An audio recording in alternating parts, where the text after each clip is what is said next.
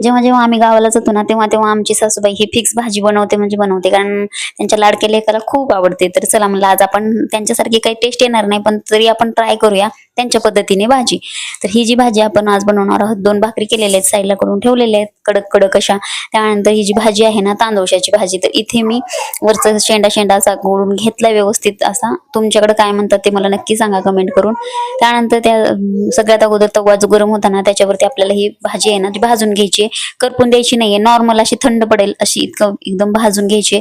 त्यामुळे टेस्ट एकदम भारी लागते आणि एकदम छान लागते. तर इथे भाजून घेतल्याच्या नंतर इथं साईडला पाणी ठेवायचं. त्या पाण्यामध्ये 5 ते 10 मिनिटं आपल्याला ती भाजी ठेवून द्यायची थंड करण्यासाठी. नॉर्मल थंड झाली किंवा नाही झाली तरी चालतं, गरम असेल तरी चालतं, फक्त हाताला पोळू नये एवढी काळजी घ्यायची. त्याच्यानंतर तेल टाकले थोडंसं आणि त्यानंतर मस्त असं जिरे मोहऱ्या थोडासा कांदा, एकदम छान असा कांदा परतून घ्यायचा आणि फक्त आपल्याला कांद्यातली ही भाजी बनवायची आहे. त्यानंतर डेकोरेशन केलं होतं ते तुम्हाला पुढच्या व्लॉग मध्ये दिसणारच आहे थोडंफार किचनला आपल्या. त्यानंतर थोडीशी हळद, थोडंसं तिखट, लाल तिखट टाकले आणि त्यानंतर थोडंसं चवीपुरतं मीठ. ह्या भाजीला जास्त काही लागत नाही, एकदम नॉर्मल आणि सिंपल भाजी, पण अतिशय शरीराला उत्कृष्ट आणि चविष्ट भाजी आहे ही.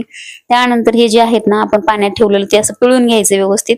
पिळून घेतल्याच्या नंतर ते जे आहेत ना ते आपल्याला व्यवस्थित असं कांद्यामध्ये टाकून द्यायचे. इतकं भारी लागतं ना भाजी, मला असं वाटवायचं की किती छान बनवतात त्या, आणि त्यांच्या हाताची चव एकदम भारी लागते. गावाला गेल्यानंतर फिक्स आम्ही ते खातात म्हणजे खातात. तर इथे मी अशा पद्धतीने थोडंसं झाकून ठेवलंय. त्यानंतर अंगच्या पाण्यात थोडंसं शिजल्यानंतर थोडंसं हाताने वरून थोडंसं पाणी टाकायचं आणि ते व्यवस्थित असं शिजेपर्यंत अजून झाकून ठेवायचं. सगळं काही पाणी आटून द्यायचं, गॅस एकदम लो फ्लेमवर ठेवायचा आणि थोडंसं शेंगाचं कूट जे आहे ना ते टाकून द्यायचं, एकदम भारी लागतं. त्यानंतर ही जी भाजी ओळखायची कशी, तर त्याचे लाल असे देठ असतात, बाजारामध्ये कुठे पण मिळते. मी एकदा चुकून आहे ना पुण्यात जेव्हा नवीन आले होते मी तेव्हा एकदम राजगिऱ्याची भाजी आणली होती मी तांदूळशा समजून. थोडंसं कधी तर कन्फ्युज होतं, आता समजायला लागले. जेव्हा जेव्हा नवीन पुण्यात आले होते तेव्हा माझ्याकडून चूक झाली होती ती. इथं भाजी रेडी आहे शिजून. मग त्यानंतर मिस्टरांना दिली, त्यांना पण टीव्ही बघायचा एवढा नाद की सांगतच नाहीत. चला बाय, भेटू.